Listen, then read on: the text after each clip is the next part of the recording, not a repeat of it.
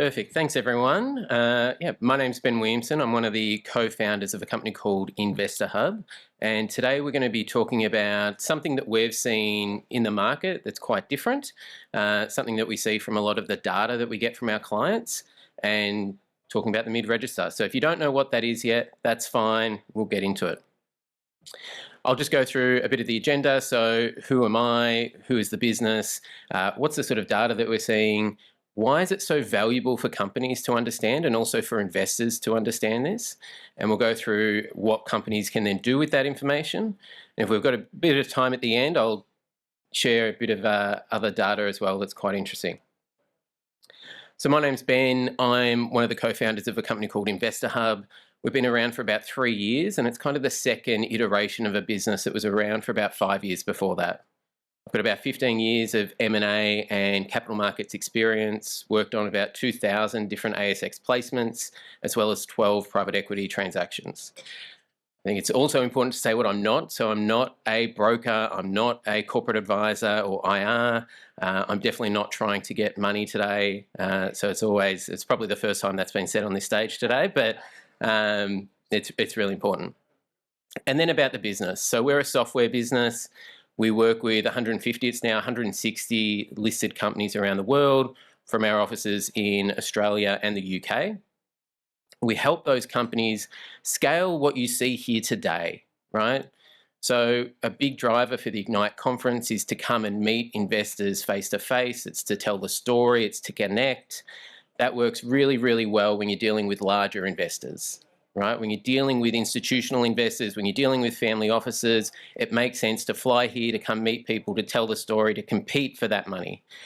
What we do is we help companies scale that through the market. So how else, when you're further away, when you may be a smaller check size or you're in a different geography as well, how do you engage with those people and tell that story as well? That's what we do.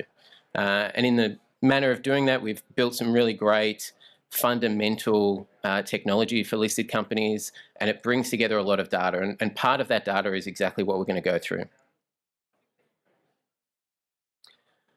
So with the data that we bring together, we don't just have website visits and email opens, although funnily enough they are quite important. We get registry and trade data. So we get a very deep level of insight into each company, and we get that not just for 1 or 2 businesses, but as I said, for over 100. And that data sums up and gives us a really interesting insight. So this is one way, one cut of the data, one cut of the registry, which is quite interesting and worth looking at. This is kind of how people normally think of the market and one cut, which is what's the percentage of people by type? Right, so institutions or the top 20 shareholders is another way to think of that group, typically account for 1 or 0.5% of the actual names on the list. So a normal registry on the ASX, and I'll use ASX data because it's the best data for this, normal registry is about 4,000 investors, okay? So when we're thinking about this, top 20, therefore it's 0.5%. The mid-register is the real discovery in this, which is quite different.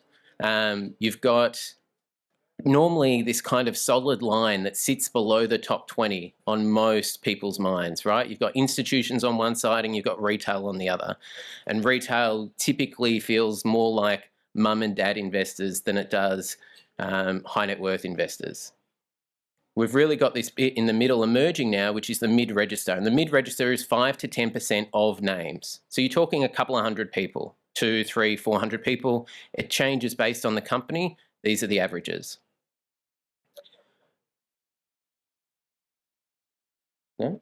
There, oh, go back. There we go. The other way to think about this, the next sort of cut of this information is how much stock do these people hold, right? So we know that top 20 hold a lot of stock. They're very overweight. They control a lot of the voting. On average, it's 45%, okay? That next group, the mid-register, still owns a lot. They own nearly as much stock as the top 20 at about 40%. And you can see retail's right down sort of at that 15%. So a lot of people not holding much stock. The third cut is a really important cut, and it's kind of what I'm going to really hammer home today. The third cut is how much do they trade? And so when we start looking at this, we see the top 20 who own 45% of all shares actually only buy about 20% of the volume. So every $1 million that goes through the stock, they're buying about 200,000. If we go down to the other end, again, retail actually still perform higher than that. They're closer to 30% of all stock, right? So even though there's a lot of people not holding much stock, they're still buying a lot more. And this is by volume, both on market and off market. Then we get to that middle group, the mid-register, who is only 5 to 10% of people who still control about the same amount of voting rights, same amount of stock as the top 20, are actually the majority trader or the majority buyer of volume on the market at just over 50%. So they're the ones that are really determining the share price. If we just think about that for a second, top 20 own the most, get a lot of attention, normally quite tucked in, they're on the journey. This next group down really struggle to understand a lot of the time. They're left with, market releases and the like, yet they are responsible for the majority of buying. And again, this data is all buying, both on market and off. So if we take a step back and we go, okay, well, top 20 are doing a lot more lines, a lot more off market, a lot more placements, those sorts of things. So if we start to think about actual on market performance, this group in the middle is a huge, huge impact. So take a step back. Instos own a lot, don't really trade. They definitely fund the business, very important from that point of view. But in terms of actual on market and who's driving the share price, they're not doing it. Retail are doing more of that on market action, but there's just so many people, right? It's very hard. You're talking 3,000 to 4,000 people on average. Obviously that scales a lot. But that mid-register both own a lot and they buy a lot, okay? So now we'll talk a little bit more about them and why they're important. So as I've sort of said like 4 times now, they set the price, okay? They are buying more than half of the stock on market. They are setting the price. The other really interesting thing, and I think today and yesterday are great examples of this, they're very networked, right? A lot of people here would sit in the mid-register just as often as they'd sit in the top 20 or the insto component of it, right? A lot of these investors have deep networks of other high net worth investors. And they still do, even though they're the major buyer on market, they're still big supporters in share purchase plans and rights issues and placements. So they're important for both funding the business and they're important for setting the share price. If we take a step back and we think about who those people are, a lot of the time they're in that range of small family office or high net worth investor. Overwhelmingly, they're investing their own money and they're making their own decision to do that. That's a really important difference between institutions who are investing other people's money. If you're investing someone else's money, you get paid to manage that money and to create alpha. If you're investing your own money, you're really concerned with not losing the money. You're concerned with absolute results rather than relative results. They're also, again, if we think about a normal typical company in that sort of 50 to 100 mil market cap range or smaller or bigger, if you're writing a $100,000, $200,000, $300,000 check into a business like that, you're doing that from a point of view where you're picking a winner. You are high conviction in that business, right? This is not a normal asset allocation strategy. This is something that you are choosing to do over and above that. And so these people are super high conviction.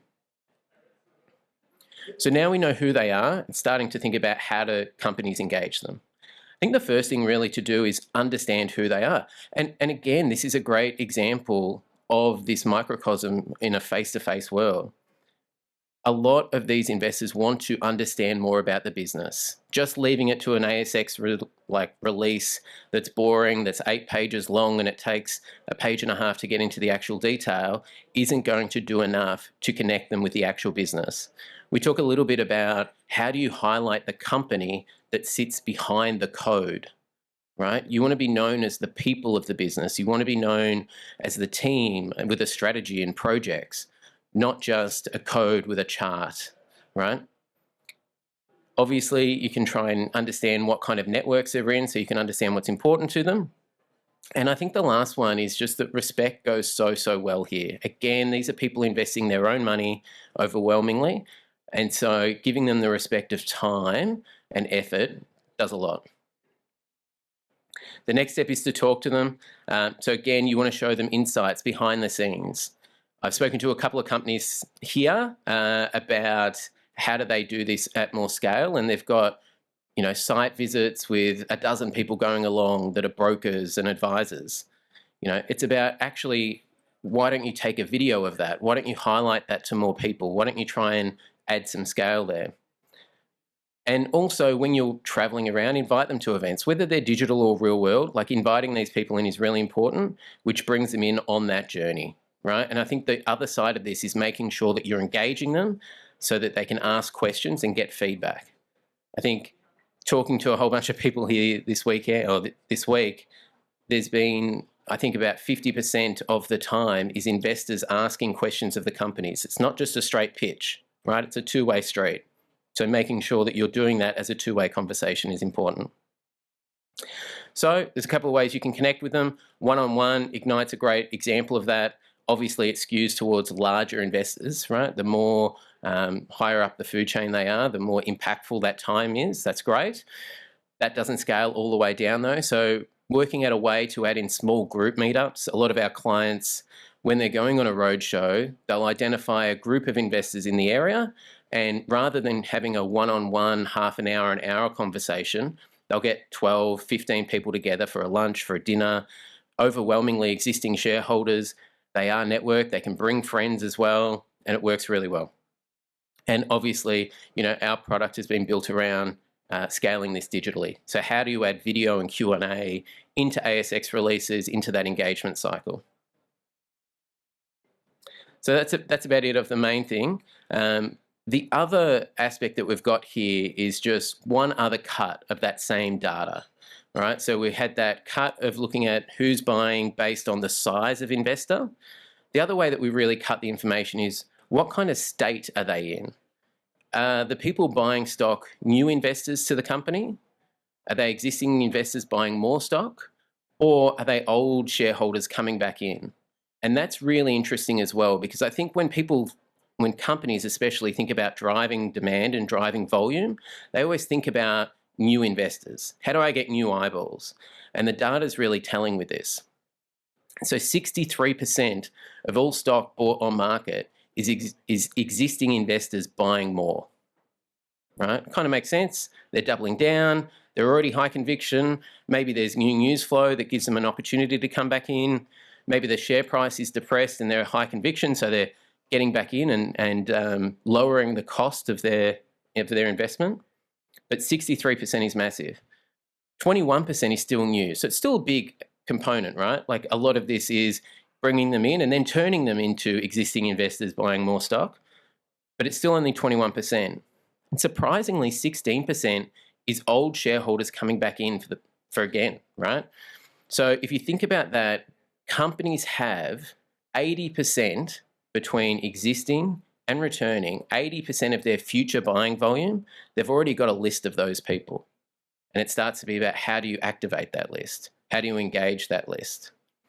So it's a bit of a synergy there, with the top 20 being where a lot of focus goes, but only representing 20% of buy volume. Again, a lot of focus goes on new investors, which also only represents 20% of buy volume. So what we're trying to do here is say, yes, those places are still important, definitely, but let's not forget about the 80%, and let's work on how do you actually engage and activate those people. If anyone's got any questions, feel free to find me. I'll be here for the rest of the day. Otherwise, reach out, and thank you.